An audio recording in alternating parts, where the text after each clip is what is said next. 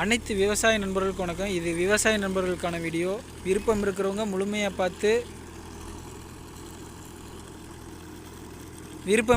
முழுமையாக பார்த்து நான் சொல்கிறது சரியானு நீங்கள் ஒன்றுக்கு பல தடவை யோசித்துக்கோங்க. இப்போ நம்ம எவ்வளோ தான் நிலத்தில் கஷ்டப்பட்டு விவசாயம் பார்த்து நஷ்டமாகி கொண்டு போய் நம்ம பொதுமக்கள்கிட்ட கொடுத்தாலும் அதுக்கு உரிய மரியாதையே நமக்கு கிடைக்கிறதில்ல. நமக்கு ஒரு பிரச்சனைனா அவங்க அதை கண்டுக்கவே மாட்டிருக்காங்க. அவங்களுக்கு தானே பிரச்சனை, விவசாயிகளுக்கு தானே பிரச்சனை, நமக்கா பிரச்சனை அப்படின்னு அவங்க நினைக்கிறாங்க.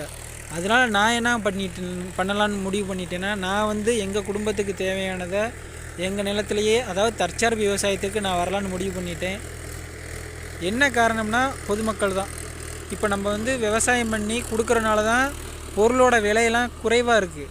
இதே நம்ம கொடுக்கலைன்னா நமக்கு வேண்டியதை நம்ம விவசாயம் பண்ணிக்கிட்டு, நம்ம நிலத்தில் விவசாயம் பண்ணிக்கிட்டு நம்ம யாருக்கும் மார்க்கெட்லேயோ எங்கேயோ விற்கலைன்னா விவசாய பொருளோட விலை கூடும்.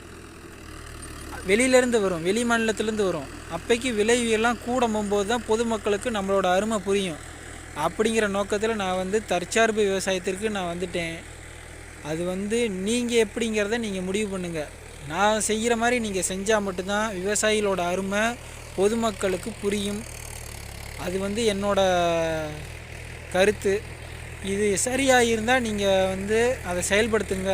இல்லை நான் செய்கிறது நான் சொல்கிறது தப்புனா நீங்கள் உங்கள் விருப்பத்துக்கு ஏற்ப நீங்கள் நடந்துக்கங்க.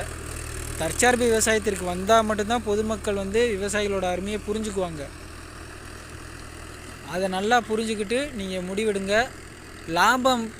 அதாவது விவசாயத்தில் லாபம் இல்லை, அது உங்களுக்கு நல்லா தெரியும். லாபம் எடுத்துடலாம் அப்படின்னு நீங்கள் விவசாயம் பண்ணிங்கன்னா அதுக்கு உங்களுக்கு மரியாதையே கிடைக்காது. அவ்வளோதான் நான் சொல்கிறது.